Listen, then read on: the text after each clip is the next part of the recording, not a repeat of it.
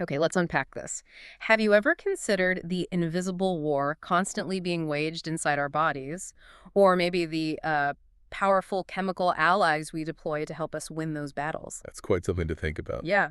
Today we're taking a deep dive into a topic that, well, it touches all our lives. Antibiotics. We've gathered a fascinating collection of material from a listener, really packed with insights into how these remarkable compounds work, their rich history, and the surprising ongoing challenges they present. Hmm. Our mission for you is to cut through the complexity and deliver the most impactful nuggets of knowledge, giving you a real shortcut to being well informed on this critical subject. It's remarkable to consider that we're not just exploring what antibiotics are, but, how they're crafted, their intricate dance with our bodies and the bacteria themselves. Right? And precisely why understanding them is more critical now than ever before, especially given the global challenge of antimicrobial resistance. Definitely. From the groundbreaking discovery of the very first penicillin, I mean, a moment that truly reshaped medicine, to the cutting-edge treatments being developed right now for multi-drug resistant infections, we're going to cover a lot of ground. We are. We'll break down complex biological processes and shed light on the nuanced art of antibiotic therapy, all to help you grasp an essential understanding of these vital medicines. So let's start at the very beginning. When we talk about antibiotics, what exactly are we referring to? They're often discussed as if they're a single uniform thing, but our sources clearly show that's far from the truth. You're absolutely right. That's a common misconception. At their core, antibiotics are simply chemicals designed specifically to inhibit the growth of or destroy bacteria. Pretty straightforward definition. Okay. But the truly fascinating part, as you said, is their diverse origins. Our sources detail three main ways these vital compounds are made. Three ways. Okay. Yeah. Historically, the original source was by living microorganisms themselves. Think of the penicillium mold producing penicillin. That was nature's own ingenious defense mechanism against competing bacteria. Wow. So literally found in nature. Exactly. Then we have synthetic manufacture, where scientists meticulously create these chemicals entirely in labs. Ah, okay. Designed from scratch. Right. This allows for incredibly precise control over their structure and properties, and the ability to modify them for specific purposes. Tailor-made, you could say. Makes sense. And the third, and finally a more modern and increasingly important approach, is through genetic engineering. Here, we can harness biological systems, like bacteria or fungi, to produce complex antibiotic molecules, or even modify existing ones to be more effective or to, importantly, overcome emerging resistance. It's a testament to both natural biology and human ingenuity, really. That's already pretty compelling. So they're not just one thing, but a diverse group with varied origins, some literally growing out of the ground, others engineered with cutting-edge technology. It's quite a spectrum. It really is. But once they're inside us, how do they actually fight? Do they all work the same way against bacterial invaders? Or is it more complicated? Oh, they absolutely do not all work the same way. And this is a crucial distinction when understanding antibiotic therapy, because it impacts how they're used and, importantly, for whom. Okay. There are two core types of action. First, we have bacteriostatic antibiotics. Bacteriostatic. Okay, what does that mean? Well, as the name suggests, these inhibit bacterial growth. They don't directly kill the bacteria. Instead, they essentially press a pause button on the bacteria's ability to reproduce and spread. A pause button. Well, Okay, so they stop them multiplying. exactly.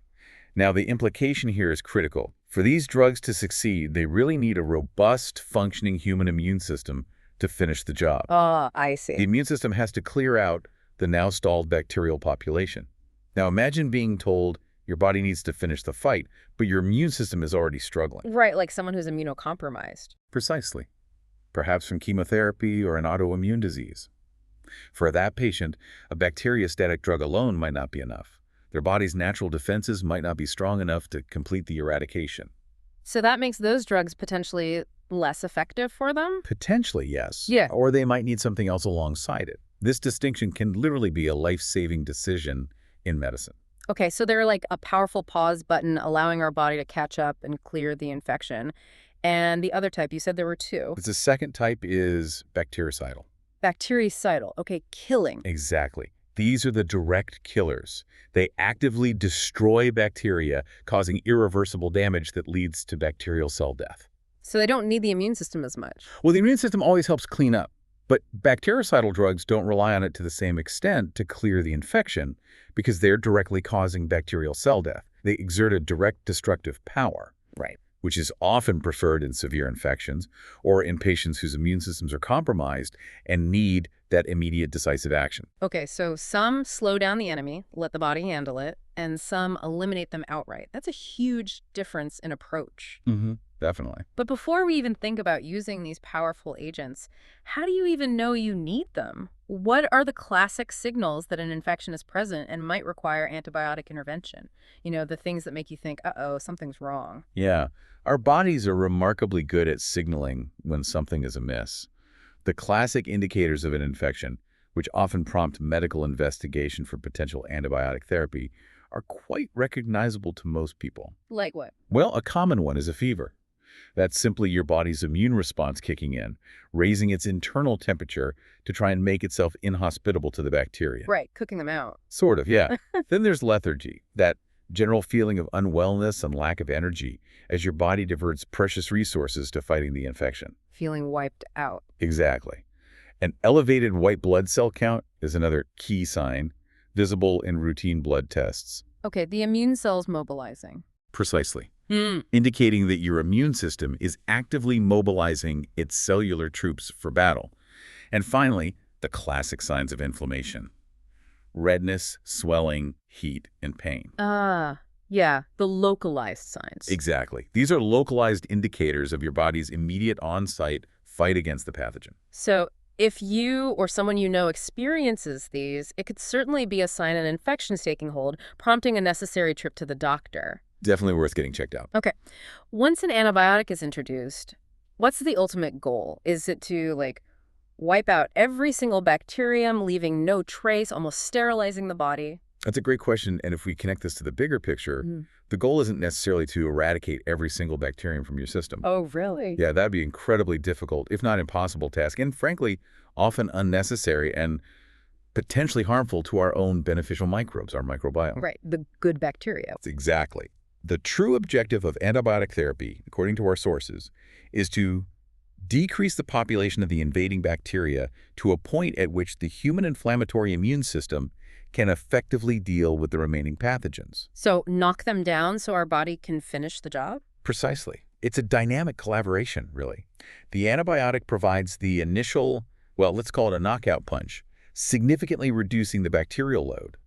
And then our own natural defenses, our immune system, step in to clean up the rest. This minimizes the duration and severity of the infection and, crucially, helps prevent the development of resistance that might come from overtreating or trying to achieve total eradication. It's about balance. Balance. That makes sense. Not total annihilation, just enough help for the body to win. So you've identified an infection based on those signs, the fever, the lethargy, maybe inflammation, and the goal is to reduce the bacterial load so the body can take over. Now what? It can't be as simple as just grabbing any antibiotic off the shelf, right? Absolutely not, no. It feels like choosing the right one would be a truly crucial, complex decision, given how many different types there are. You're absolutely right. It's far from simple. This raises an important question. How do medical professionals make that crucial choice? It's often a combination of meticulous detective work and, at times, educated guesswork, all balanced by the urgency of the situation. Detective work and guesswork. Interesting combination. Well, yeah. Our sources highlight two main approaches to selecting treatment. The first, and arguably the ideal, is the precision method. Precision. Sounds good. It involves two key steps. First, culture. This is the identification of the causative organism. So finding out exactly which bacteria it is. Exactly. This means taking a sample, it could be blood, urine, a swab from a wound, or sputum, and sending it to a specialized lab to grow the bacteria. This allows us to pinpoint the specific type of bacteria causing the infection, like getting the enemy's exact ID. Okay. And the second step? Once we've identified the culprit, the second step is sensitivity testing. This involves exposing the cultured bacteria to different antibiotics in the lab to see which ones are effective and at what concentrations. Testing weapons against the identified enemy. Precisely. This is the gold standard because it provides truly targeted treatment.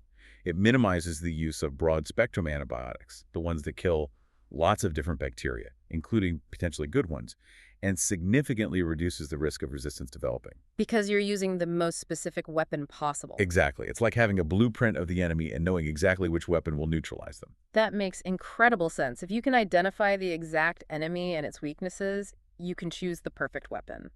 But what if you can't wait for those lab results? I mean, cultures take time, right? Days sometimes. They do, yeah. Often 24 to 72 hours, sometimes longer. So what happens in severe, rapidly progressing infections where waiting isn't an option? Precisely. That brings us to the second approach, empirical treatment. Empirical, meaning based on experience. Essentially, yes. It's a best guess approach or treatment based on existing data and clinical experience. It's used in situations where time is critical, like a severe, rapidly progressing infection, sepsis maybe, or severe pneumonia, where waiting for culture results simply isn't feasible. So you have to act You fast. have to act fast. In these cases, doctors rely on their knowledge of the most common pathogens associated with a particular type of infection, for example, a specific kind of community-acquired pneumonia or a severe skin infection. Okay.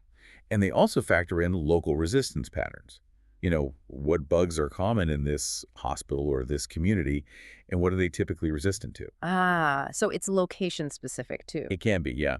They choose an antibiotic that is likely to be effective against the probable culprits, essentially casting a wider net initially. A broad spectrum drug, maybe? Often, yes, or a combination. Now, the crucial follow-up is that once the culture and sensitivity results do come back, typically a few days later, the empirical treatment can then be adjusted. Refined. Exactly. Adjusted to a more precise, narrow-spectrum antibiotic if needed. This optimizes the therapy and further minimizes resistance development. So you start broad when necessary, then narrow down when you have the intel. Okay, that makes a lot of sense. Sometimes you need to act fast with the best available info, and sometimes you can take the time for precision. Speaking of identifying the organism, our sources talk about classifying bacteria. Why is that important for treatment if we're already culturing them? Is it just for academic purposes, or does it directly influence which antibiotic is chosen, even in that empirical phase? Oh, it's definitely not just academic. This is where understanding the enemy really helps us choose the right weapon, whether we're making that educated guess or confirming it with lab results later. Bacteria are broadly classified in ways that directly impact their vulnerability to different antibiotics. Oh, so Well, one of the most fundamental classifications is gram-positive versus gram-negative. I've heard of that. Gram stain, right? Exactly. It refers to a staining procedure developed way back by Hans Christian Gram. The fundamental difference lies in their cell wall structure. Okay. Gram-positive bacteria have a thick peptidoglycan layer in their cell wall, which retains a specific crystal violet stain, making them appear purple under a microscope. Purple for positive. Got it. Gram-negative bacteria, on the other hand, have a much thinner peptidoglycan layer, and it's sandwiched between two membranes, an inner and an outer membrane. This structure causes them to lose the first stain and be decolorized by alcohol. Okay. And then they pick up a counter stain, usually saffronin, making them appear pink or red. Pink red for negative. Okay, but why does the staining difference matter for treatment? It matters hugely because these different cell wall structures mean different vulnerabilities to antibiotics. Many antibiotics, particularly some of the older ones like penicillin, are designed to disrupt that peptidoglycan cell wall synthesis. A drug that targets a thick, exposed peptidoglycan layer, like in gram-positives, might be entirely ineffective against a gram-negative bacterium with its protective outer membrane that blocks the drug from even reaching the peptidoglycan layer. Ah, so the outer membrane acts like armor. Exactly. So knowing if it's gram-positive or gram-negative immediately narrows down the likely effective antibiotic choices even before you get specific sensitivity results. It's about knowing the armor the bacteria are wearing and choosing a weapon that can pierce it. So it's about knowing the armor the bacteria are wearing and choosing a weapon that can pierce it. Super important first step. Are there other important classifications that guide treatment? Yes, another critical classification is aerobic versus anaerobic. Okay, based on oxygen. Precisely. It refers to their oxygen requirements. Aerobic bacteria depend on oxygen for survival and thrive in oxygen-rich environments like our lungs or on the surface of our skin. Makes sense. Anaerobic bacteria, conversely, do not use oxygen for their metabolism and can even be harmed by it. They thrive in oxygen-deprived environments. Like where? Deep wounds, maybe certain parts of the gut, or within abscesses where oxygen supply is poor. Okay. And this matters for antibiotics too. Absolutely. This distinction impacts where they thrive in the body and, crucially, which antibiotics are effective against them. Some antibiotics actually require oxygen to get into the bacterial cell or to exert their effect. Wow. So those drugs would be useless against anaerobic pathogens hiding out in low oxygen areas. Understanding these classifications, gram stain, oxygen requirement, helps doctors target the infection much more effectively, whether they're using precision methods or starting with empirical treatment. Okay, so we've got these incredible drugs designed to target specific bacteria based on their structure and needs, and we're getting better at identifying the enemy and how they're built. It sounds pretty sorted. Wow. But here's where it gets really interesting and frankly a bit concerning. Resistance. It feels like we're in a perpetual arms race. How do bacteria fight back against these amazing chemical weapons we've developed? It absolutely is an arms race. You're spot on. And bacteria are, well, unbelievably adaptable.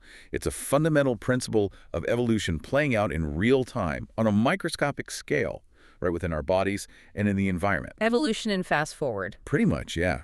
Bacteria adapt to their environment with remarkable speed, and that environment includes antibiotics. Our sources clearly state something quite sobering. The longer an antibiotic has been in use, the greater the chance that the bacteria will develop into a resistant strain. So it's almost inevitable. It's a key takeaway. Mhm. It's not really a matter of if but when resistance will emerge to any given antibiotic.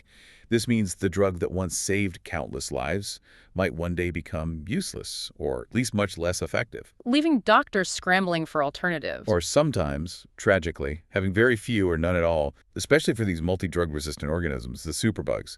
It's why every single prescription, every single dose really matters in the grand scheme of things. How do they do it? How do bacteria actually become resistant? Oh, they're incredibly clever. They can develop resistance through various mechanisms. Sometimes it's a random mutation in their DNA that changes the target site where the antibiotic normally binds, so the drug just can't latch on anymore. Like changing the lock so the key doesn't fit? Exactly.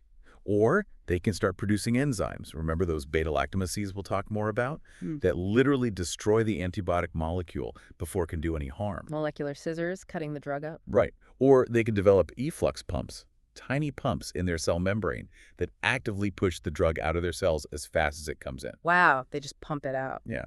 Yeah. Keeps the concentration inside the cell too low to be effective.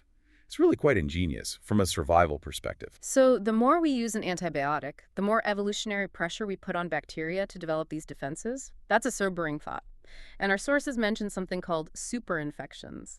That sounds, well, super bad. What exactly is a superinfection, and how does it connect to this problem of resistance? Superinfections are indeed a critical and somewhat ironic consequence of antibiotic use. Our sources explain that the use of antibiotics may result in the development of superinfections or the overgrowth of resistant pathogens. Okay, so using antibiotics can lead to other infections. How? Here's the aha moment, as the source puts it. Okay. When you take an antibiotic, especially a broad-spectrum one, it doesn't just target the bad bacteria causing your infection. Right, it hits the good guys too. Exactly. It also, often unintentionally, wipes out a lot of the beneficial bacteria that normally live in and on your body. Think about the vast community of bacteria in your gut, on your skin, or in the vaginal flora. These good bacteria usually maintain a delicate balance. Keeping things in check. Precisely, keeping the population of other potentially harmful microorganisms in check through competition for space and resources. When these beneficial bacteria are eliminated by the antibiotic, it creates an open niche, a void, an opportunity for other, often naturally resistant bacteria or fungi to proliferate unchecked. They suddenly have no competition. Ah, so clearing the field lets the weeds grow. That's a great analogy.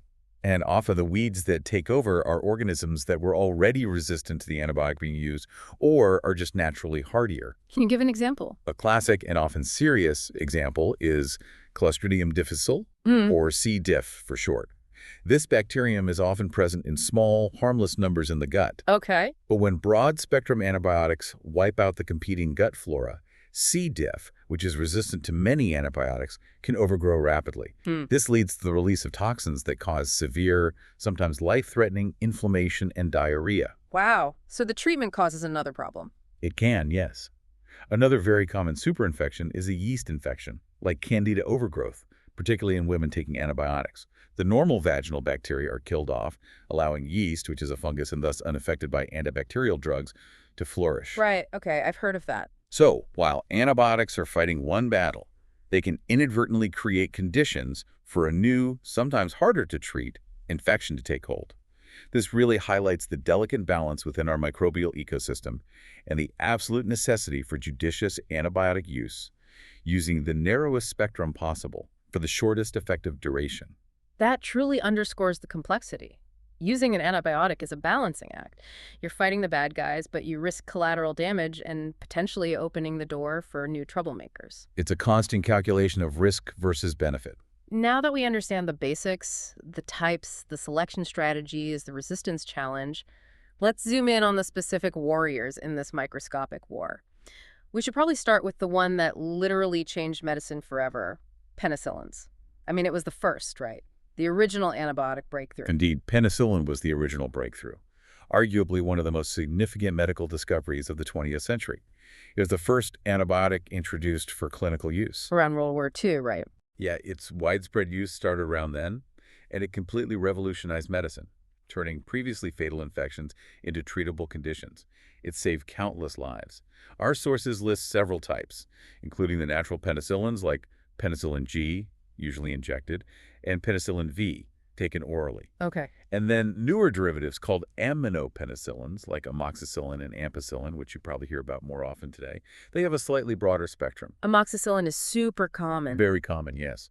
And we also see mentions of combination medications, which cleverly overcome some resistance issues, but we'll delve into those adjuncts in a bit. Got it. So how does this pioneering antibiotic actually work its magic? What's its action against bacteria? Penicillins are primarily bactericidal, meaning they directly kill bacteria. Okay, they kill them. How? Their mechanism of action is quite elegant, actually. They interfere with the ability of susceptible bacteria to build their cell walls. Specifically, they target enzymes called penicillin-binding proteins, or PBPs, which are crucial for cross-linking the peptidoglycan chains that make up the wall. So they stop the wall construction. Exactly. When bacteria divide and try to form new cell walls, penicillin prevents this proper cross-linking process. This leads to a structurally weak cell wall, and eventually the bacterial cell bursts or lyses due to osmotic pressure. It just falls apart. Pretty much. This targeted disruption of the bacterial cell wall is a common and highly effective strategy that we'll see recur in other classes of antibiotics, the beta-lactams especially. And what kind of infections are penicillins typically used for? Their indications are quite broad, especially the aminopenicillins. They're prescribed for common infections like streptococcal infections, think strep throat, pneumococcal infections like some types of pneumonia, and some staphylococcal infections, though resistance is a big issue with staph now. Right. Our sources also point out that certain specialized penicillins, the anti-pseudomonal penicillins like piperacillin, have the widest spectrum within this class. They're reserved for tougher infections, including those caused by Pseudomonas aeruginosa. Okay. Once penicillin is in the system, how does it get around the body, and how does our body handle getting rid of it?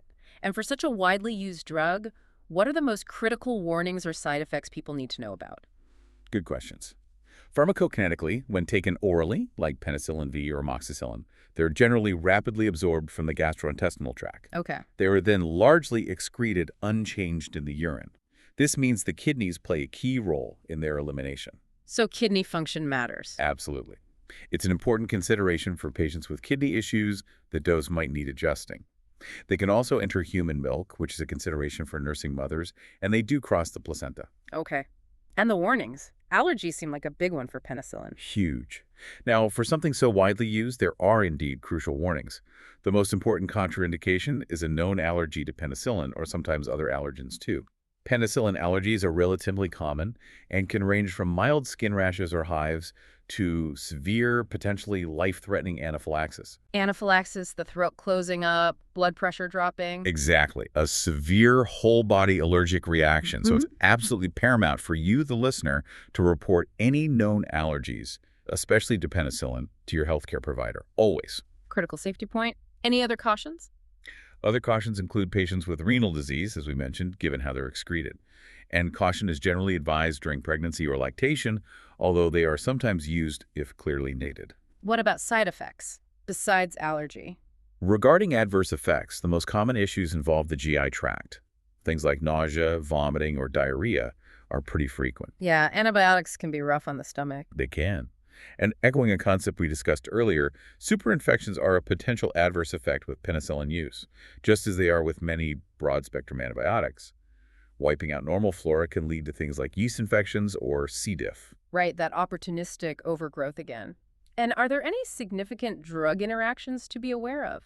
The main one mentioned in our sources is with parenteral aminoglycosides, the injectable ones, while sometimes used together intentionally for a synergistic effect against tough bacteria. A 1-2 punch. Right. But there's also a need for careful monitoring due to potential adverse interactions and increased risk of toxicity, particularly to the kidneys. Okay.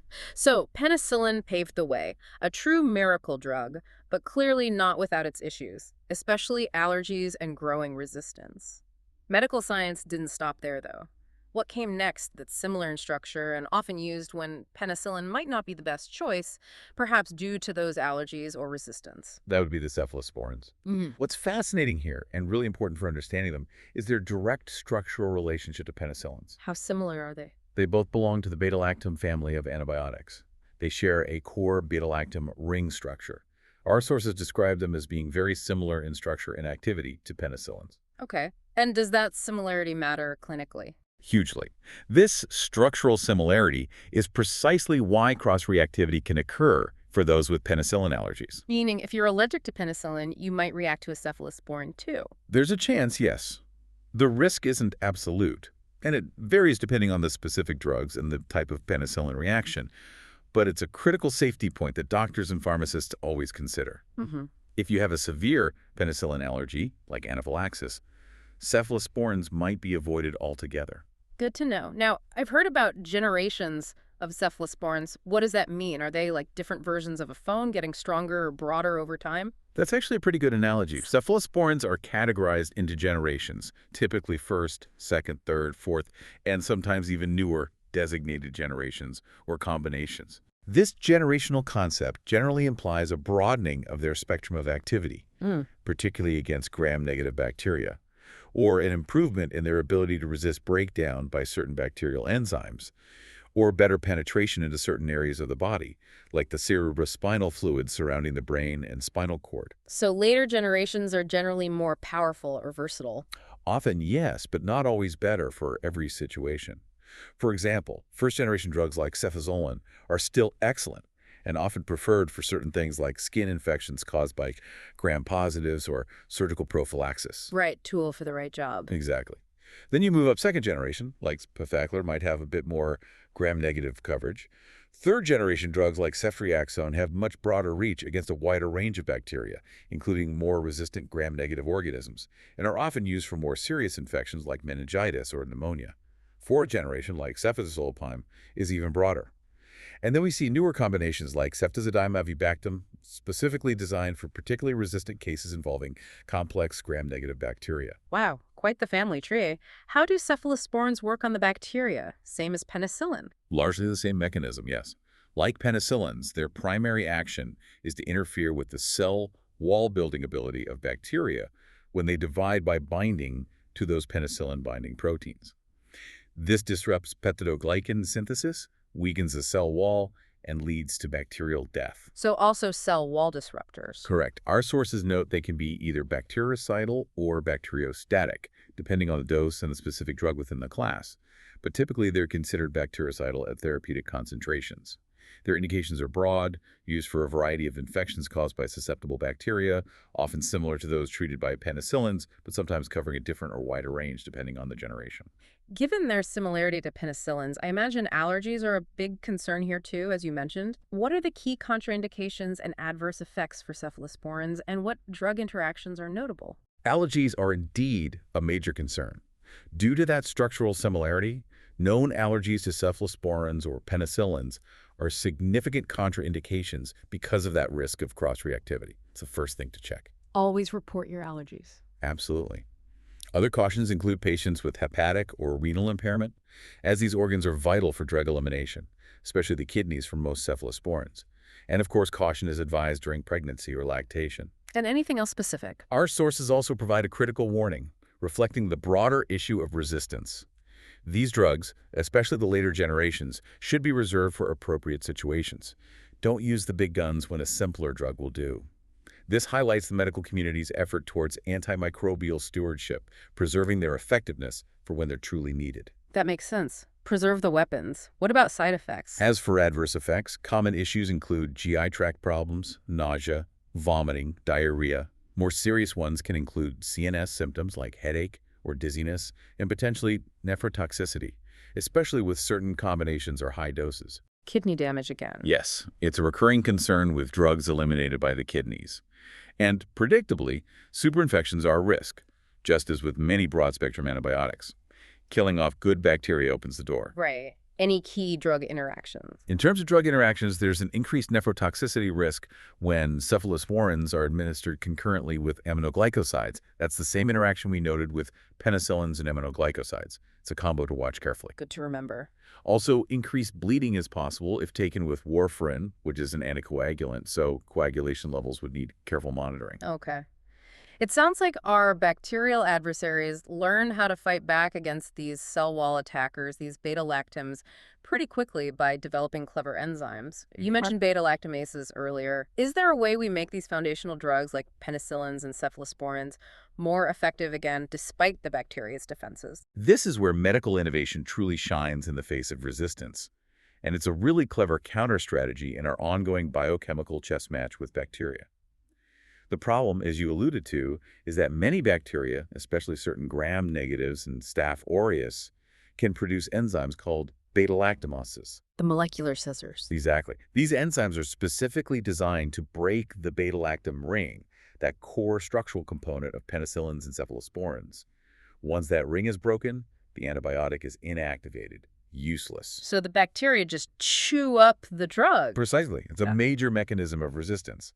But the brilliant solution developed by scientists is a class of drugs called beta-lactamase inhibitors. Inhibiting the inhibitor? Clever. Exactly. What's fascinating here is that these inhibitors, like clavulanic acid, sulbactam, tazobactam, avibactam, they generally have very little or no antimicrobial properties on their own. They don't kill bacteria directly. They do. They are used as adjuncts, meaning they are added to antibiotics to make them more effective. Specifically, they protect penicillins and cephalosporins from being destroyed by these bacterial beta-lactamase enzymes. How? They block the scissors. Essentially, yes. They bind strongly, often irreversibly, to the beta-lactamase enzyme. They act like a decoy or a suicide inhibitor. They sacrifice themselves to neutralize the bacterial defense enzyme, Wow. allowing the primary beta-lactam antibiotic, the penicillin or cephalosporin, to remain intact and reach its target, the bacterial cell wall, to do its job. That's a brilliant counter strategy. Can you give us some examples of these powerful combinations, the ones people might actually encounter? Absolutely. The sources list some key examples that are very commonly used. One you might hear frequently is clavulanic acid combined with amoxicillin.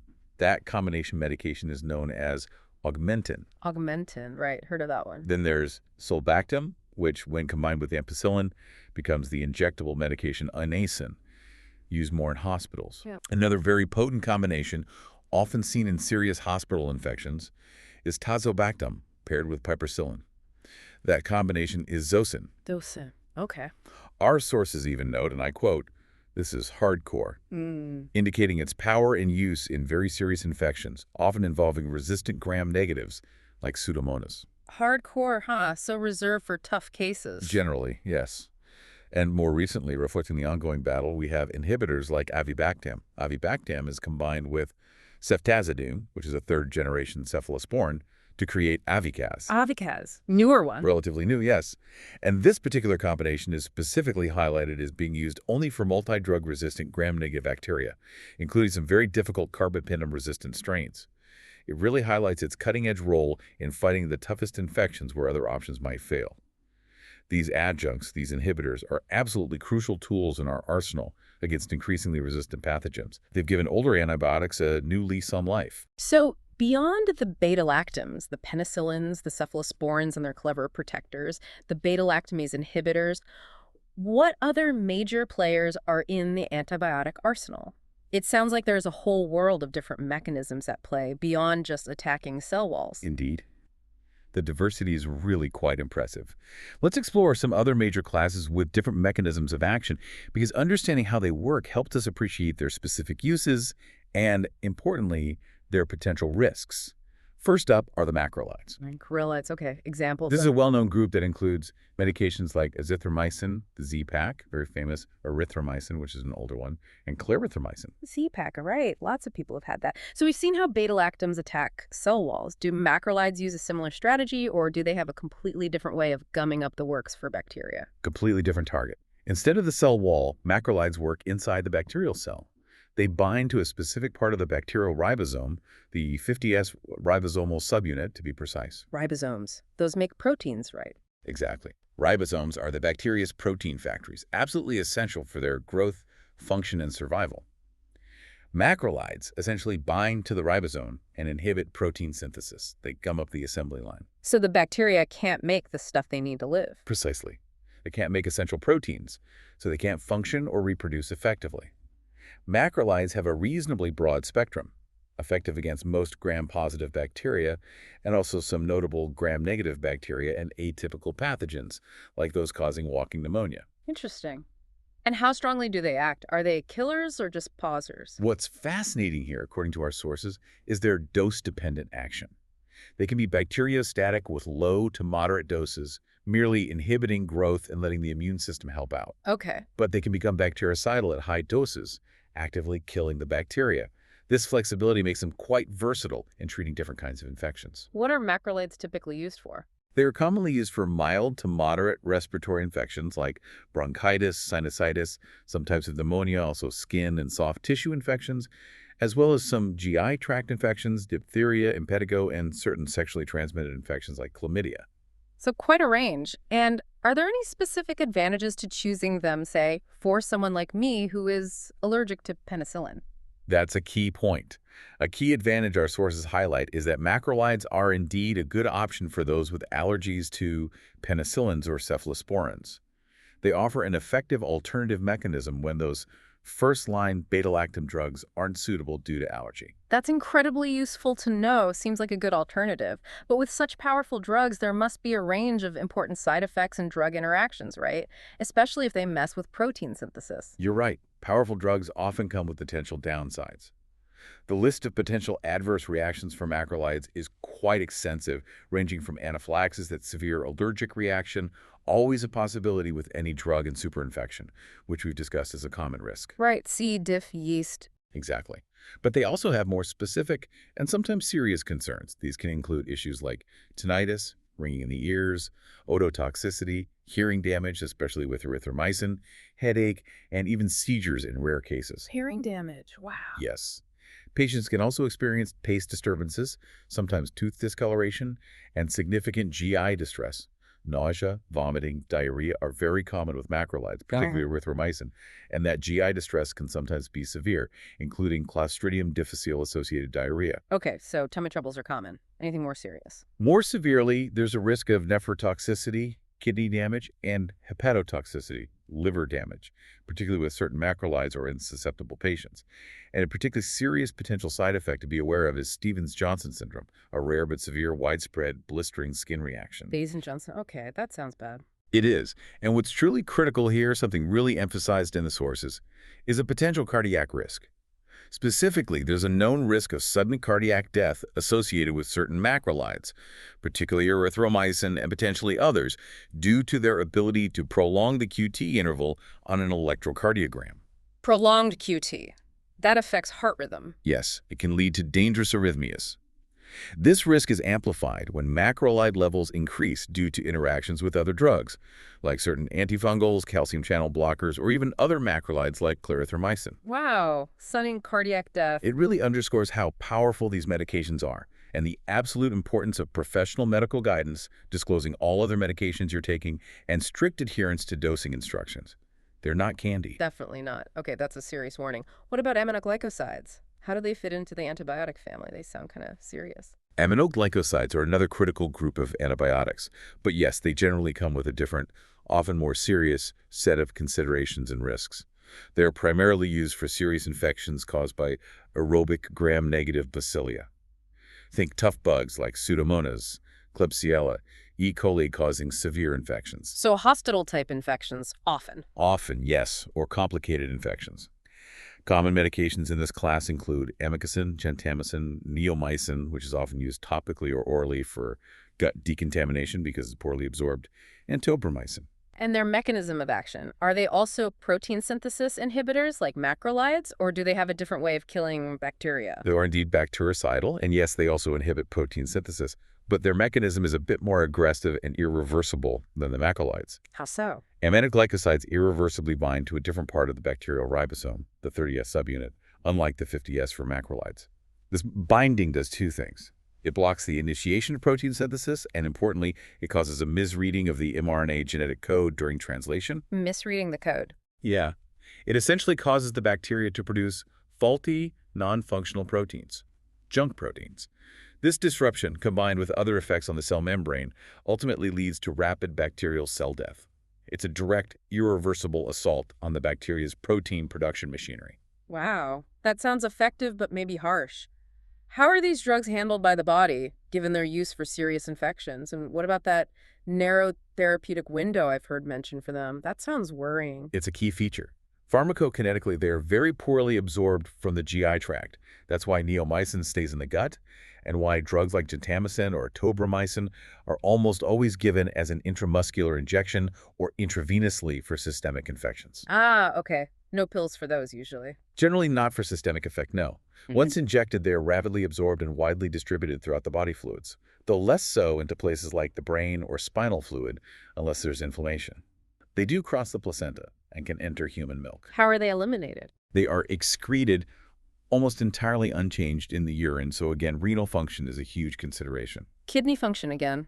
Seems common. Very common for antibiotics. Yeah. Now, what's fascinating here, and a critical monitoring point, as you mentioned, is that aminoglycosides have a narrow therapeutic window, Meaning? meaning there's a very fine line between a dose that's effective at killing the bacteria and a dose that's toxic to the patient, particularly to the kidneys and ears. Yikes. Because of this, therapeutic drug monitoring, specifically peak and trough level monitoring, may be ordered. This involves measuring the drug level in the blood at its highest concentration, peak, shortly after administration, and at its lowest concentration, trough, just before the next dose is due. To make sure it's in that sweet spot. Exactly. To ensure the dose is precise enough to be effective without causing dangerous toxicity. It requires very careful management. That precision sounds absolutely vital. What are the key contraindications and the most serious risks with aminoglycosides? You mentioned kidneys and ears. Yes, those are the big ones. The serious nature of these drugs means there are significant contraindications and cautions. A known allergy to any aminoglycoside is, of course, a strict contraindication. Right. Patients with pre-existing renal disease, pre-existing hearing loss because of the ototoxicity risk, or neuromuscular disorders like myasthenia gravis or Parkinsonism should also use extreme caution or avoid these drugs, as aminoglycosides can worsen muscle weakness. Okay. And as we noted, lower doses are definitely required for patients with renal impairment. The most critical risks, the ones that severely limit their usefulness despite their power, are the potential for nephrotoxicity, significant damage to the kidneys. Which could be permanent. It can be, or it can lead to acute kidney failure requiring dialysis, and ototoxicity damage to the inner ear. This can cause irreversible hearing loss or vestibular damage, leading to balance issues and vertigo. Irreversible hearing loss. That's terrifying. It is. These are very serious concerns that require vigilant monitoring during therapy, including checking kidney function and sometimes hearing tests. Those are very serious risks indeed. What other adverse effects and drug interactions should we be aware of with aminoglycosides? Beyond those major toxicities, other adverse effects can include CNS effects, like confusion or dizziness, various GI effects, and sometimes cardiac effects. Hypersensitivity reactions like rash are also possible. And interactions, you mentioned they might be used with penicillins or cephalosporins sometimes? Yes, that's an interesting interaction. Aminoglycosides can have a synergistic bactericidal effect when combined with beta-lactams like penicillins or cephalosporins, particularly against certain bacteria like Enterococci. The beta-lactam damages the cell wall, allowing the aminoglycoside to get inside the bacteria more easily to inhibit protein synthesis. So they help each other out. They can, yes. It can be a very effective combination for severe infections like endocarditis. However, it necessitates even more careful monitoring, especially for nephrotoxicity, as combining two potentially kidney-toxic drugs increases that risk. Makes sense. Caution needed. Definitely. And caution is also needed with other nephrotoxic or ototoxic medications.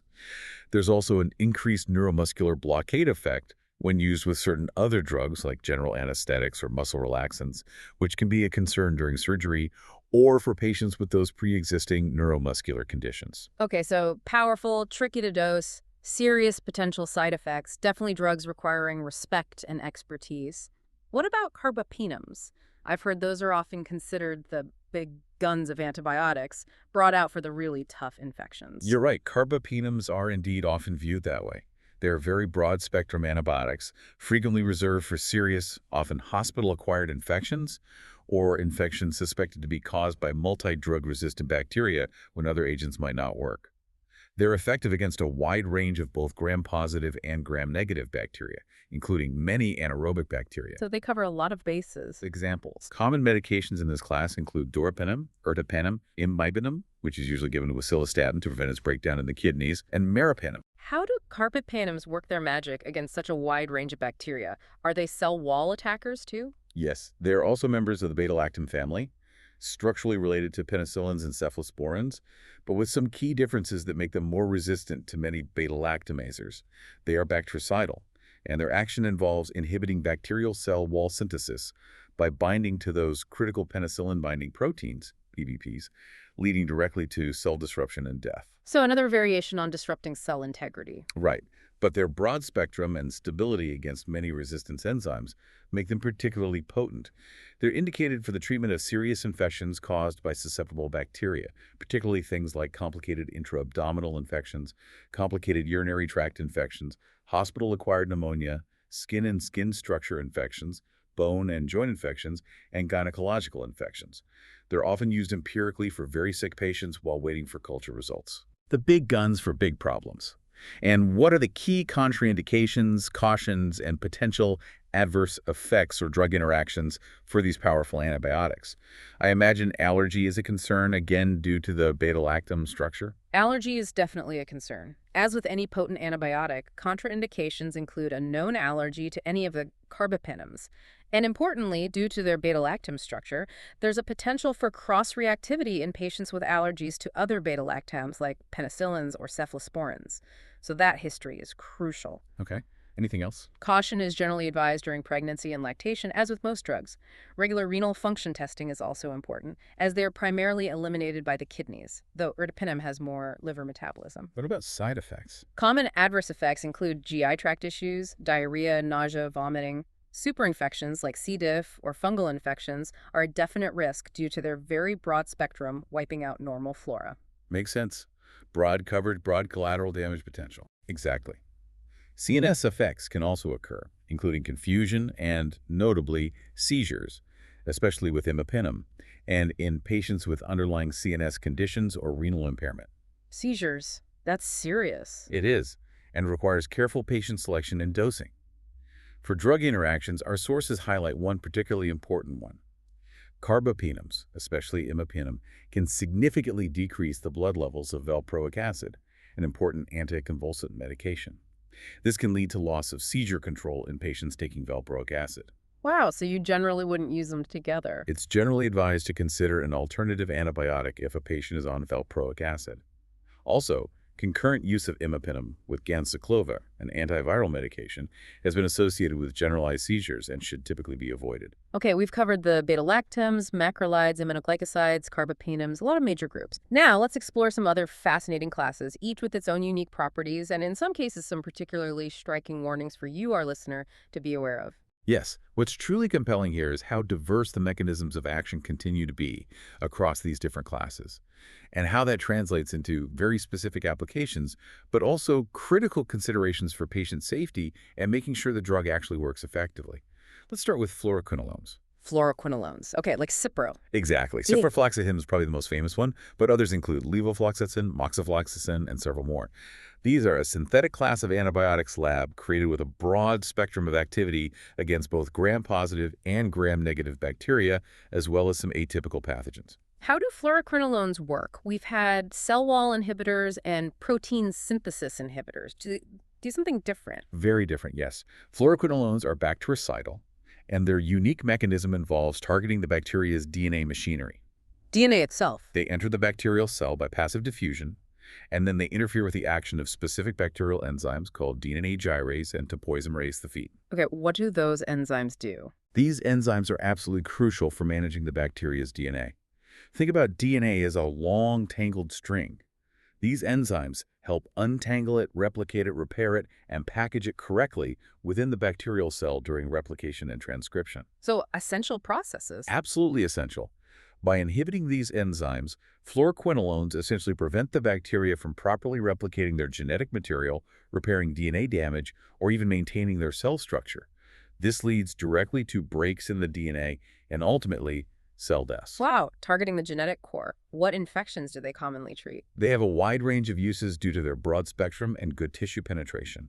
They're widely used for treating infections caused by susceptible strains, including urinary tract infections, especially complicated ones, prostatitis, respiratory tract infections like pneumonia and bronchitis, bone and joint infections, infectious diarrhea, and certain skin infections.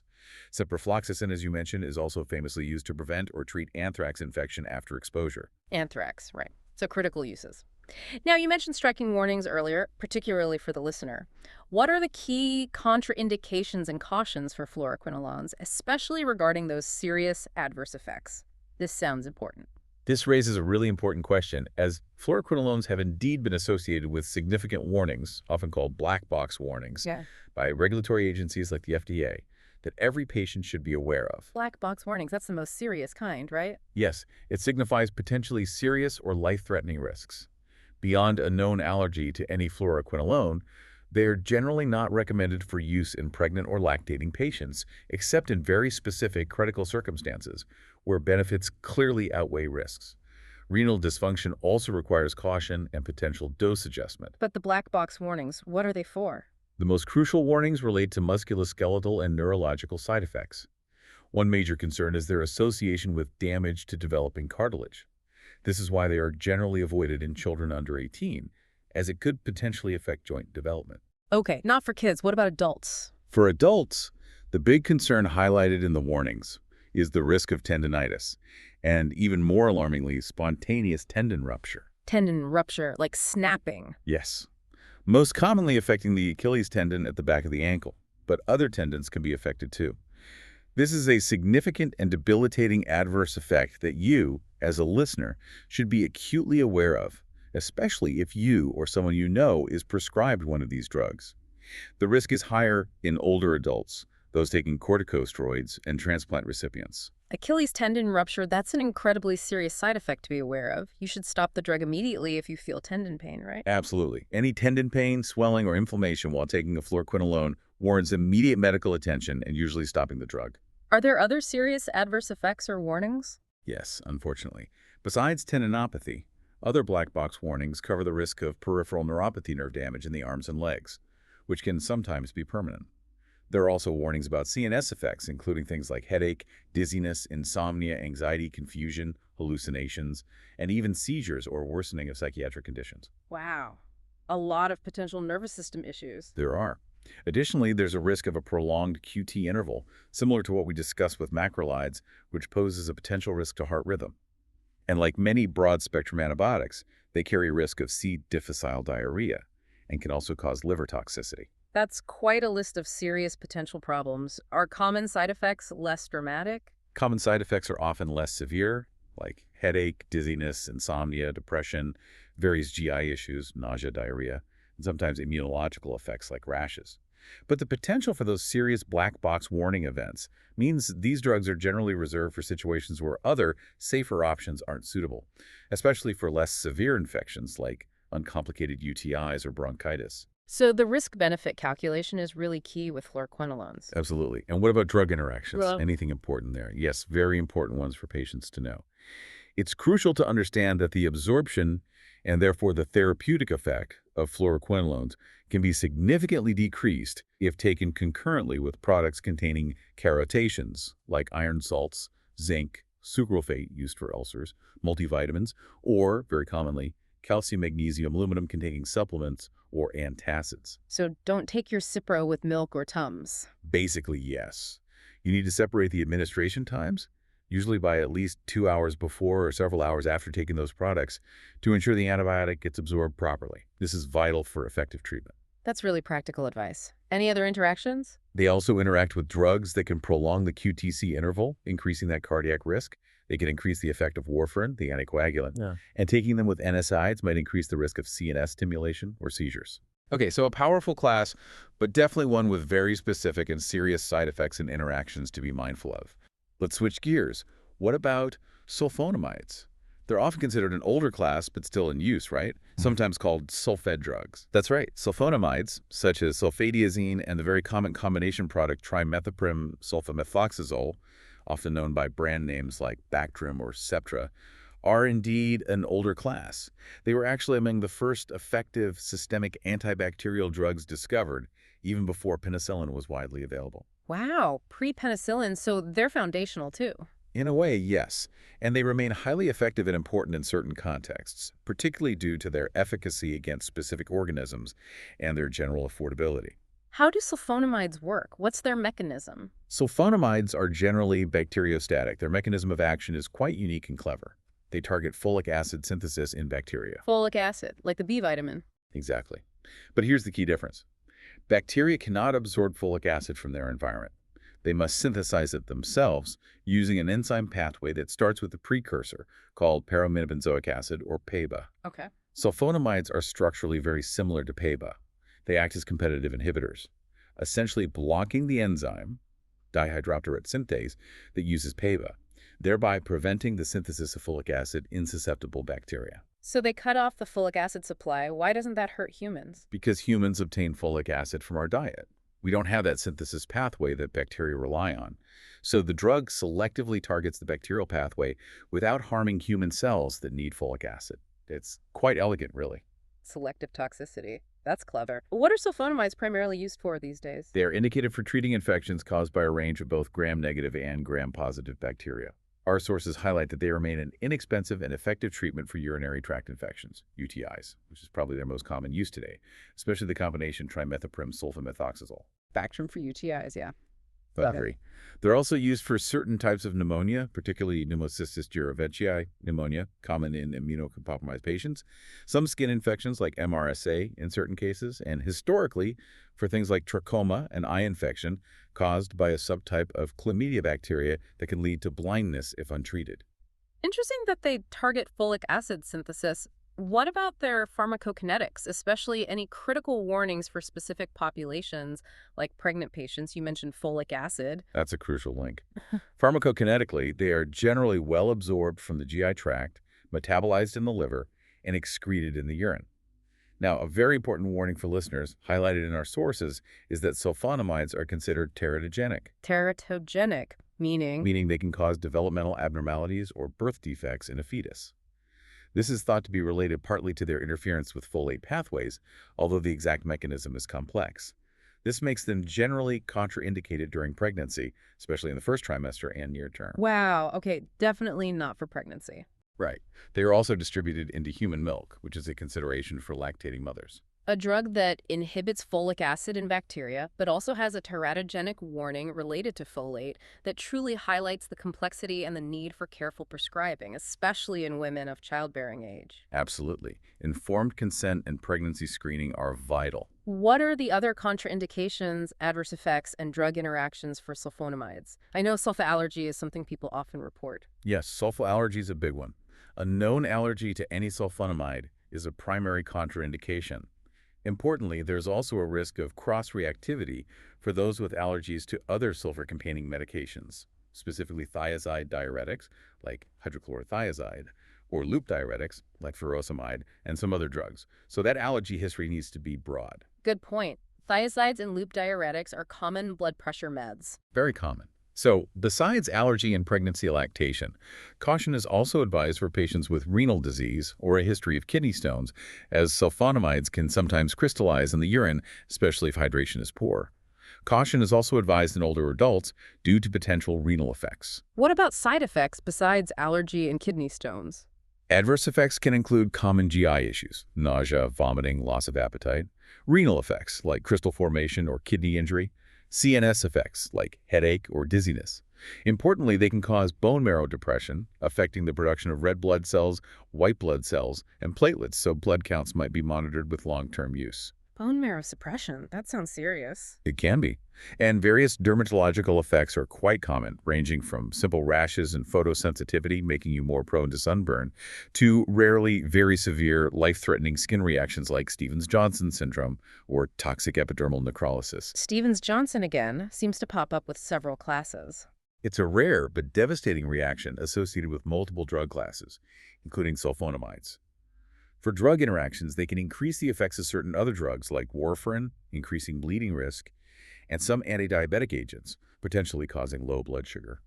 They can also interact with medications that increase the risk of hyperkalemia, high potassium levels, like ACE inhibitors or potassium supplements, and can increase levels of cyclosporine, an immunosuppressant. Okay. And tetracyclines, these are another class I've heard about, often associated with a very specific visual side effect in children, right? Teeth staining? Yes, that's the one they're most famous, or perhaps infamous for. Tetracyclines, including the original tetracycline, but also doxycycline and minocycline, which are more commonly used now, are fascinating because they were originally developed as semi-synthetic antibiotics based on the structure of a compound produced by a common soil mold, Streptomyces. Another one from the soil. Nature's medicine cabinet. Exactly. Another excellent example of nature providing the initial blueprint for powerful medicines. How do tetracyclines work? Are they protein synthesis inhibitors too? They are, yes.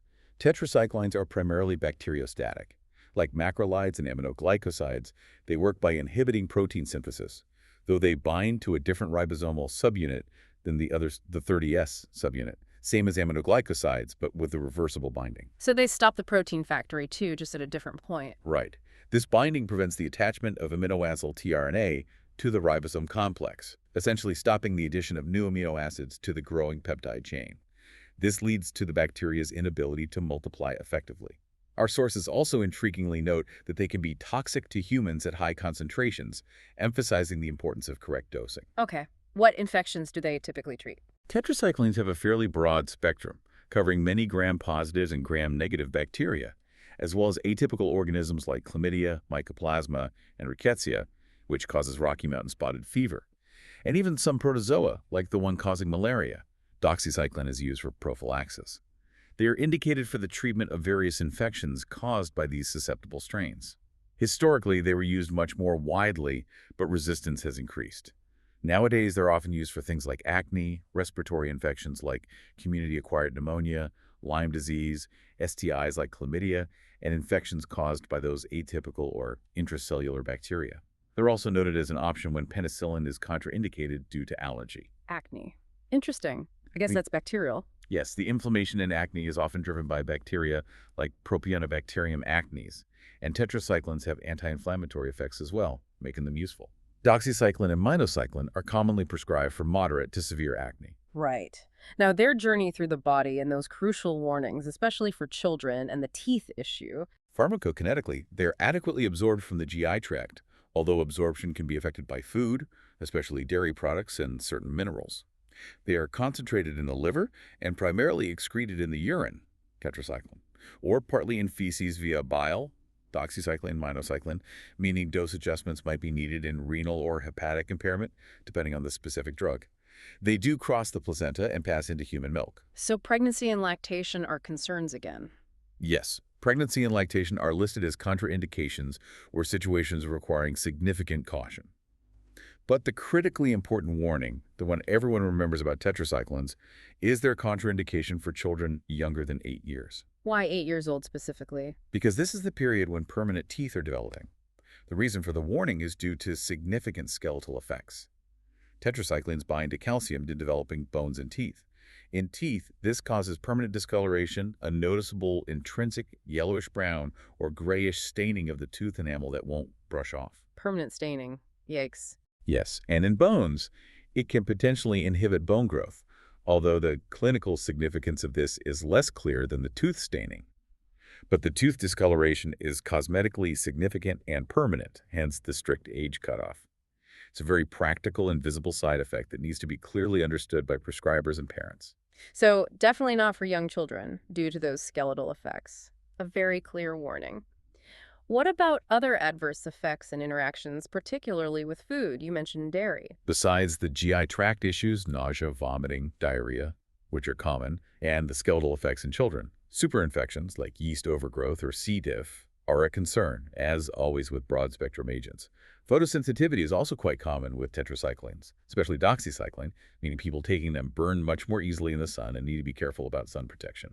Local effects like irritation can occur with IV formulations. Photosensitivity, okay, burn easily. Good to know. And the food interaction. Yes, this is a very practical piece of advice for the listener taking oral tetracyclines.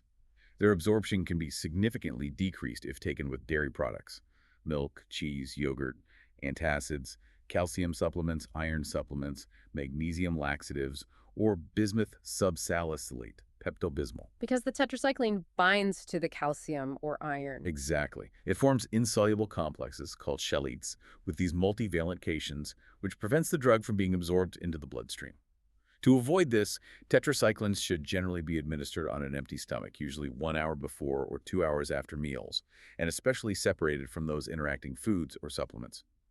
Taking them with a full glass of water is also recommended to prevent esophageal irritation. This is crucial patient education to ensure the drug works as intended. Really important practical tip. Separate tetracyclines from dairy and minerals. Finally, let's talk about a drug that often comes with its own unique visual side effect, and one that's a go-to for some very serious resistant infections. Vancomycin. It sounds important. Vancomycin is incredibly important, yes, especially in the era of MRSA. It's a glycopeptide antibiotic, a different class altogether. Its action is to inhibit bacterial cell wall synthesis, similar in overall goal to the beta-lactams, but it does so by binding directly to the peptide precursors of the peptidoglycan layer, rather than the enzymes like PDPs. So it blocks the building blocks of the wall. Precisely. It prevents the cross-linking and elongation of the peptidoglycan chains at an earlier step. This unique mechanism is precisely why it remains effective even against bacteria that have developed resistance to penicillins and cephalosporins by producing beta-lactamases or altering their PBPs. It is bactericidal against most susceptible organisms. That makes sense why it's used for resistant bugs. What are the main uses for vancomycin? When is it typically prescribed? Vancomycin is generally reserved for serious infections, particularly those caused by resistant gram-positive bacteria. Its most prominent use is against MRSA, methicillin-resistant Staphylococcus aureus. The superbug MRSA. Exactly. It's a cornerstone of treatment for serious MRSA infections like bacteremia, bacteria in the bloodstream, septicemia, blood poisoning, endocarditis, inflammation of the heart's inner lining, pneumonia, osteomyelitis, bone infection, and severe skin and soft tissue infections. Okay, so serious MRSA infections. Anything else? Yes. It's also used for serious infections caused by other resistant gram-positive organisms, like penicillin-resistant Streptococcus pneumonia. And, very importantly, oral vancomycin, which is poorly absorbed and stays in the gut, is a primary treatment for Clostridium difficile-associated diarrhea, especially severe or recurrent cases. Interesting. It treats the superinfection that other antibiotics can cause. Isn't that ironic? Yes, the oral form is specifically for C. diff colitis. The intravenous form is for systemic infections. They are not interchangeable. Good distinction. Now, you mentioned a unique visual side effect earlier. Redneck or red man syndrome. That sounds alarming. What exactly is it? Is it an allergy? This is a critical distinction and a very important aha moment for our listeners, as the sources emphasize. Redneck or red man syndrome is a relatively common and visually striking adverse effect associated with intravenous vancomycin infusion. The absolute key point here is that it is toxic, not allergic. Toxic, not allergic. Okay, what causes it? It occurs when vancomycin is infused intravenously too rapidly. The rapid infusion triggers mast cells in the body to release histamine. Directly, it's a non-allergic histamine release. Ah, histamine release. Like in an allergic reaction, but by a different mechanism. Exactly, and that histamine release causes the symptoms: flushing, itching, and an erythematous rash, red blotching, typically on face, neck, upper chest, back, and sometimes extremities. It can also cause muscle spasms, chest pain, and importantly, hypotension, a potentially severe drop in blood pressure. Okay, sounds unpleasant and potentially dangerous with a low blood pressure. But crucially, it's not a true allergy. Correct. It's vital for healthcare providers and patients to understand this is a rate-dependent infusion reaction, a form of toxicity, not a true IgE-mediated allergy. So the solution is usually not to label the patient as allergic and avoid vancomycin forever. What's the solution then? The solution is typically to slow down the infusion rate significantly, often giving the dose over 60 to 90 minutes, or even longer. Pre-treatment with antihistamines might also be used in some cases. This usually prevents or minimizes the reaction. So it's manageable by adjusting the infusion. That must be a huge relief for patients who experience it, knowing they might still be able to receive this vital medication, just at a slower pace. It's a crucial piece of knowledge. Understanding it's toxic, not allergic, fundamentally changes the management approach and preserves a vital treatment option. That's a fantastic distinction to know. What are the other adverse effects of vancomycin? Does it have kidney or ear toxicity risks, like aminoglycosides? Unfortunately, yes. Beyond the distinctive red man syndrome, vancomycin can rarely cause true anaphylaxis. Superinfection is also a risk. It's also associated with a disulfiram-like reaction to alcohol, Meaning, meaning patients who consume alcohol while on vancomycin might experience unpleasant symptoms like nausea, vomiting, flushing, headache, and palpitations. So avoid alcohol. Other effects include general GI distress and peripheral edema. and the kidney are issues. Critically, yes. Vancomycin, particularly when used at high doses for prolonged durations or concurrently with other nephrotoxic drugs like aminoglycosides, carry significant risks of nephrotoxicity, kidney damage, and ototoxicity, hearing loss. So similar concerns to aminoglycosides there. Very similar. This necessitates careful therapeutic drug monitoring, usually monitoring trough levels just before the next dose to ensure levels are effective but not dangerously high. Regular monitoring of renal function is also essential. Makes sense. Monitoring is key for these potent drugs. And ironically, just like it treats C. diff, intravenous vancomycin, like many other antibiotics, can also, in rare cases, cause C. difficile-associated diarrhea itself by disrupting gut flora. Stevens-Johnson syndrome is also listed as a possible, though rare, severe adverse effect. We've covered a lot about general antibiotics and their mechanisms, targeting common bacterial infections, but there's one bacterial infection that often requires a very different, much longer-term approach: tuberculosis, or TB. What makes TB so unique and challenging compared to the other bacterial infections we've discussed? TB is indeed a fascinating and often formidable adversary. It truly requires a distinct, long-term, multi-pronged strategy, very different from treating, say, strep throat or a typical UTI. What causes it? Is the bacterium itself different? Yes, the etiology of tuberculosis is the bacterium Mycobacterium tuberculosis. What makes it different is that it's classified as an acid-fast bacillus. Acid-fast, what does that mean? It means it has a unique, thick, waxy cell wall rich in mycolic acids. This waxy coat makes it resistant to decolorization by acids after being stained, hence acid-fast. This property helps us detect it in labs using specific stains, but that waxy coat also makes it inherently resistant to many common antibiotics that can't easily penetrate it. It also allows the bacteria to survive inside host immune cells, like macrophages, hiding from the immune system. Hiding inside our own cells. Clever and nasty. How is TB transmitted, and who is most at risk of contracting it? Its transmission is what makes it such a significant global public health concern. It's spread from person to person primarily via airborne droplets. Airborne, like breathing it in. Yes. When someone with active pulmonary TB coughs, sneezes, speaks, or sings, they release tiny infectious droplet nuclei containing the bacteria into the air. These can remain suspended for hours and can then be inhaled by others nearby. This airborne nature makes it highly transmissible, especially in close quarters. That sounds easy to catch. Who's most vulnerable? Patients at particular risk for developing active TB disease after infection include those who are immunocompromised. Individuals with HIV are at very high risk, as are those on immunosuppressive therapy, like transplant recipients or those with autoimmune diseases. Also vulnerable are individuals living or working in high-risk congregate settings, like prisons, homeless shelters, or some healthcare facilities.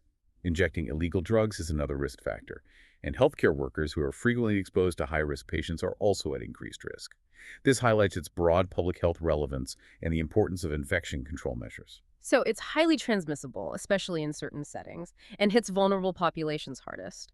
What are the typical symptoms someone might experience if they develop active TB? And when would prophylaxis or preventative treatment be recommended? The classic symptoms of active pulmonary TB often develop gradually and can include a persistent cough lasting 3 weeks or more, sometimes producing sputum or even blood, hemoptysis. Other common symptoms are fever, often low-grade, drenching night sweats, unexplained weight loss, fatigue, and general GI distress. If it spreads outside the lungs, symptoms depend on the organ affected. Okay. And prevention. Can you prevent it if you've been exposed? Yes, Prophylaxis or treatment of latent TB infection, LTBI, is a crucial strategy. LTBI means a person is infected with a bacteria, but they don't have active disease and aren't contagious. Prophylaxis aims to prevent LTBI from progressing to active TB. It's recommended for several high-risk groups: people in close contact with someone with infectious TB, individuals who are HIV positive or otherwise significantly immunosuppressed, anyone with a recent conversion from a negative to a positive TB skin test or blood test indicating recent infection, individuals with chest X-ray findings suggestive of old, healed TB, injection drug users, and recent immigrants from countries where TB is highly prevalent. Treating latent infection is key to controlling TB spread. So it's highly transmissible, affects vulnerable populations, and has preventative options. But what's the big difference in how we treat active TB compared to other bacterial infections we've just detailed? Those often involve one or two antibiotics for maybe a week or two. TB sounds like a whole different ballgame based on what you said earlier. It absolutely is a different ballgame. This is where the strategy for TB diverges significantly, and it's a critical point for understanding why TB treatment is so complex and lengthy. For antitubercular drugs, our sources state unequivocally, single drug therapy is simply ineffective Ineffective, why? because Mycobacterium tuberculosis has an uncanny ability to rapidly develop resistance to any single antibiotic used against it. There's always a small subpopulation of naturally resistant mutants present. If you use only one drug, you kill off the susceptible bacteria, but those resistant mutants survive, multiply, and take over, rendering the treatment useless and potentially creating drug-resistant TB, which is much harder to treat. So using one drug actually breeds resistance in TB. Exactly. Therefore, the absolute cornerstone principle for treating active TB disease is multi-drug therapy. Always. Multiple drugs, how does that help? This approach is used because, as our sources state, it significantly decreases bacterial resistance to drug. It also helps to shorten the overall treatment duration compared to ineffective single drug attempts. The reason it decreases resistance is straightforward probability. It's much, much harder for a single bacterium to spontaneously develop mutations, conferring resistance to multiple drugs with different mechanisms of action all at the same time. Ah, you hit it from multiple angles simultaneously. Precisely. It's essentially outsmarting their ability to evolve resistance quickly. So combining drugs is not just about being more powerful, but about preventing resistance. How many drugs are typically involved in TB treatment, and for how long? This sounds intense. It is intense. For drug selection, there's a standard set of first-line drugs that are considered the most effective and generally least toxic. These core drugs include isoniazid, INH, rifampin, RIF, pyrazinamide, PZA, and ethambutol, EMB. Sometimes rifabutin or rifapentine are used instead of rifampin in specific situations. Okay, those four are the main players. Those four form the backbone of standard initial therapy. What's striking here is that standard combination therapy for drug-susceptible active TB involves taking all four of these drugs concurrently during the initial phase. 4 drugs at once. Yes. A minimum of 3 to 5 drugs might be used depending on local resistance patterns or individual factors, but 4 is standard initially. This is a significant number compared to most antibiotic regimens, and the duration is also remarkable. Treatment is divided into phases. The initial phase, using those 4 drugs, typically lasts for 2 months. The goal here is to rapidly kill the actively multiplying bacteria and reduce the bacterial load quickly. 2 months of 4 drugs. Okay. And then what? This is followed by a continuation phase. During this phase, the number of drugs is usually reduced, often to just isoniazid and rifampin, but this phase lasts for another 4 to 7 months, depending on the specifics of the case. 4 to 7 more months. So total treatment is like 6 to 9 months? At a minimum, yes. Yeah. For standard pulmonary TB, it can be even longer for certain types of TB, like bone or brain TB, or if there's drug resistance. This emphasizes the incredibly long duration of TB treatment. Imagine taking multiple medications every single day without fail for 6 months or more. It requires incredible discipline, support, and monitoring to ensure adherence and manage side effects. That's a truly demanding regimen. No wonder adherence can be a challenge. How do these specific antimycobacterials actually work on the TB bacteria? Do they have unique mechanisms? They do have somewhat unique mechanisms, often targeting pathways specific to mycobacteria. For example, isoniazid inhibits the synthesis of mycolic acids, those waxy components crucial for the mycobacterial cell wall. Yeah. Rifampin inhibits bacterial RNA polymerase, stopping transcription. Pyrazinamide's exact mechanism is complex, but seems to disrupt membrane function and energy metabolism, particularly in the acidic environment inside macrophages where TB bacteria hide. Ethambutol also interferes with cell wall synthesis, specifically arabinogalactan synthesis, so they hit different targets. Okay, different targets, again, reinforcing that multi-pronged attack. Yeah. What are their general characteristics, like side effects or interactions? Taking 4+ drugs for months must have risks. Absolutely. All anti-tubercular drugs have potential side effects. A major concern across several of them, particularly isoniazid, rifampin, and pyrazinamide, is hepatotoxicity, liver damage. Liver damage, that's serious. Very serious. And requires regular monitoring of liver function tests during treatment. Isoniazid can also cause peripheral neuropathy, nerve damage, which can often be prevented by taking vitamin B6, pyridoxine, concurrently. Rifampin famously turns body fluids like urine, sweat, and tears an orange-red color, which is harmless but important to warn patients about. It also has many significant drug interactions because it induces liver enzymes that metabolize other drugs. Ethambutol can cause optic neuritis, affecting vision, so eye exams are needed. Pyrazinamide can increase uric acid levels, potentially triggering gout. Wow. So managing side effects and interactions is a huge part of TB therapy. It's critical for maintaining adherence over that long duration. There are also contraindications like known allergies, severe pre-existing liver or renal failure, and specific cautions during pregnancy. Although treating active TB during pregnancy is essential and generally considered safe with the first-line drugs, the risk of untreated TB to mother and baby is far greater. Okay. We've done deep dives into the major families and the unique case of TB. Finally, let's round out our discussion with a quick overview of a few other antibiotic classes that, while perhaps less common in everyday discussion for you listeners, are still vital players in the fight against infection. This really highlights just how vast our antibiotic arsenal truly is. It really does. The diversity is necessary to keep pace with bacterial evolution. Our sources briefly touch on a few other groups worth mentioning. For instance, there are the lincosamides. Lincosamides, example. The main example is clindamycin. Lincomycin is an older one, less used now. Clindamycin is generally bacteriostatic and works by inhibiting protein synthesis, binding to that 50S ribosomal subunit, similar to macrolides. It's often used for anaerobic infections like certain abdominal or pelvic infections, bone and joint infections, and skin infections, including some MRSA. It's also a common alternative for people with penicillin allergies. Clindamycin. Okay. Downsides. A major concern historically linked to clindamycin is a high risk of causing C. difficile colitis, perhaps more so than many other antibiotics. So that's a significant consideration. Right, the C. diff risk again. What else? Then we have the oxazolidinones. These are a newer synthetic class. Newer. Like what? The main examples are linezolid and a related drug, tedasolid. What's important about these is that they are often reserved for treating serious infections caused by resistant gram-positive bacteria, particularly MRSA, and also vancomycin-resistant enterococci, or VRE. VRE, another tough superbug. Exactly. Linezolid has a unique mechanism, also inhibiting protein synthesis, but at a very early stage, binding to the 50S subunit in a different way than macrolides or clindamycin. This unique target means there's less cross-resistance with other protein synthesis inhibitors. Useful for resistant bugs. Any key issues? Potential issues include bone marrow suppression, especially with prolonged use, more than 2 weeks, requiring blood count monitoring. It can also interact with certain psychiatric medications, SSRIs, MAOIs, causing serotonin syndrome, and has interactions related to tyramine in foods. Okay, specialized use, specific monitoring needed. What about monobactams? Sounds like just one. Kind of. The only monobactam antibiotic currently available is aztreonam. What's particularly notable about aztreonam is its structure. It has a beta-lactam ring, but it's not fused to another ring like penicillins or cephalosporins are, hence mono. And why does that matter? This unique structure means it generally has no cross-reactivity with penicillin or cephalosporin allergies, which is a huge advantage.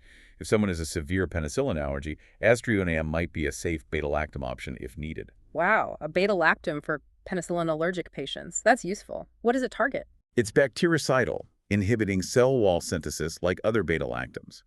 However, its spectrum is quite narrow. It's primarily effective only against aerobic gram-negative bacteria, including Pseudomonas. It has essentially no activity against gram-positives or anaerobes. So very specific for gram-negatives. Yes. Our sources also mention it's effective against gram-positive MRSA and used for C. diff, which seems contradictory to its known spectrum.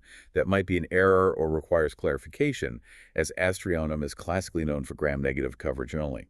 It's typically used for respiratory, skin, bone joint infections, bacteremia, septicemia caused by susceptible gram-negatives. Okay, good clarification needed there. But the key is gram-negative coverage and low allergy risk. And finally, the sources list some miscellaneous antibiotics, just a quick mention. Right, just listed really highlighting the breadth of options. This includes daptomycin, a cyclic lipopeptide antibiotic. Lipopep. Yeah, it inserts into the bacterial cell membrane and causes rapid depolarization, disrupting multiple processes and leading to cell death. It's bactericidal and primarily active against gram-positive bacteria, including MRSA and VRE, often used for complicated skin infections and bacteremia. Yeah. One interesting quirk, it cannot be used for pneumonia because lung surfactant inactivates it. Can't be used for pneumonia. Weird. Okay. Also listed is tigecycline, which is structurally related to tetracycline, so glycylcycline. It has a very broad spectrum, including activity against many multi-drug resistant organisms, MRSA, VRE, resistant gram-negatives. It works by inhibiting protein synthesis. Due to its side effect profile, especially nausea vomiting, it's often considered a last resort option for complicated skin and intra-abdominal infections. Last resort drug. Important to have those. Absolutely. Then streptogramins, like quintupristindylforpristin, are mentioned. Another combination drug primarily for resistant gram-positives like VRE, and rifaximin, which is related to rifampin but is poorly absorbed, so it stays in the gut, and is used to treat travelers' diarrhea and hepatic encephalopathy, and sometimes IBS. Their mere existence reminds us that the fight against bacterial pathogens is ongoing, with continuous research and development needed to find new ways to combat resistance and treat challenging infections. It's a constantly shifting landscape. #outro Bemity. So what does this all mean for you, our listener? Wow, we've really journeyed through the intricate world of antibiotics today. From their diverse origins, whether from a humble mold in the soil or meticulously synthesized in a state-of-the-art lab, to their varied and frankly sophisticated mechanisms of action against bacterial invaders. It's quite a complex picture, isn't it? It really is. We've explored the careful, sometimes difficult process of selecting the right drug, that detective work, versus educated guess balancing act. And we've touched heavily on the continuous, often challenging battle against resistance that forces us, and medical science, to constantly innovate and adapt our strategies. And if we connect this to the bigger picture, I think it's undeniable that antibiotics are truly foundational to modern medicine as we know it. Oh, absolutely. They've transformed our ability to treat infections that were once almost certain death sentences. They've made things like complex surgeries, organ transplants, and even cancer chemotherapy possible by managing the infectious risks involved. Hard to imagine medicine without them. Exactly.